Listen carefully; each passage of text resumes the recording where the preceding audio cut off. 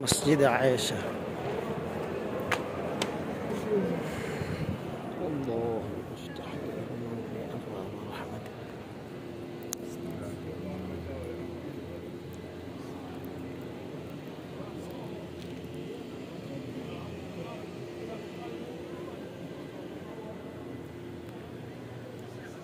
আলহামদুলিল্লাহ, চমৎকার একটি মসজিদ।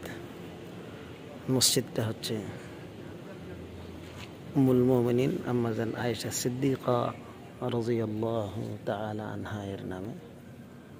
এই মসজিদ নবীজি সাল্লাল্লাহু আলাইহি ওয়াসাল্লামের সাথে উম্মুল মুমিনিন আম্মা জান আয়েশা সিদ্দিকা রাদিয়াল্লাহু তাআলা আনহা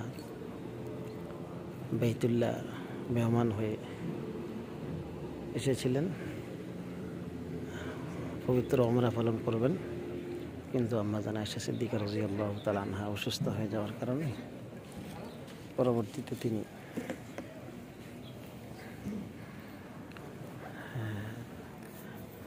এই জায়গার মধ্যে বসেছিলেন। যেহেতু এটা হুদুদে হারামের বাইরের এলাকা, এই জায়গার মধ্যে আম্মা জান আয়েশা সিদ্দিকা রাদিয়াল্লাহু তাআলা আনহা বসেছিলেন এবং যখন তিনি সুস্থ হয়েছিলেন, সুস্থতা অর্জনের পর, পিরিয়ড শেষ হওয়ার পরে, সুস্থ হওয়ার পরে তিনি এই জায়গা থেকে এহরাম পড়ে উমরা সম্পাদন করেছিলেন। এই জন্য এই জায়গায় হাজী সাহেবাত একাধিক উমরা পালনের জন্য যাদের ইচ্ছা রয়েছে তারা এই জায়গায়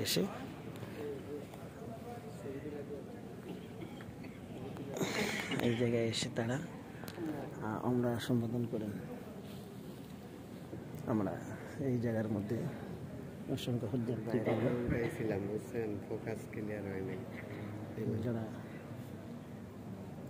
যারা একাধিক উমরা করতে চায় তাদের জন্য এই মসজিদ।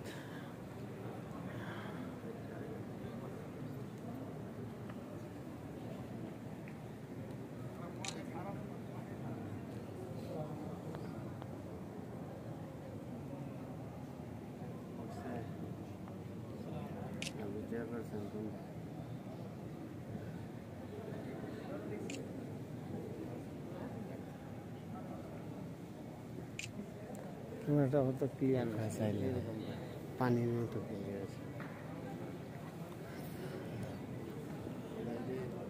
গাড়িতে উঠেন? প্রাইভেট নিশ্চিত ট্যাক্সি। কয়জন আসছেন? 3 জন। ওই আমরা একসাথে 30 জন আসছি। আমার কাছে গেছিলাম আর দেখলাম তো মেহেদির ওখানে না, এরম পরে হঠাৎ করে চিনেও ছিল, মনে হয় যে একই। ঠিক আছে।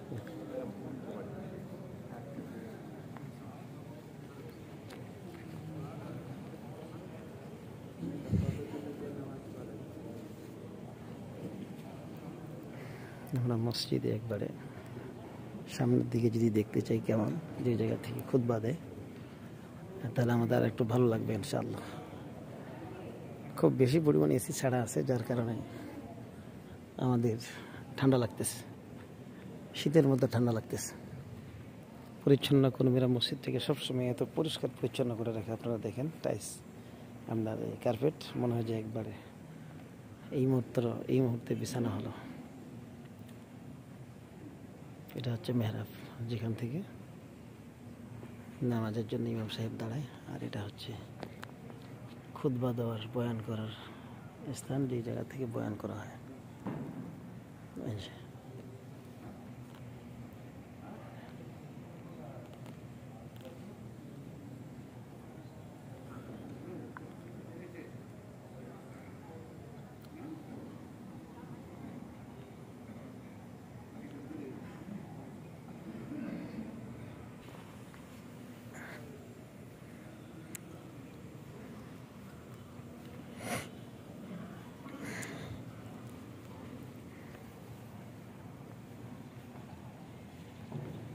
বিশাল ঝাড়বাতি। এই ঝাড়বাতির মধ্যে শত শত ঝাড়বাতি রয়েছে।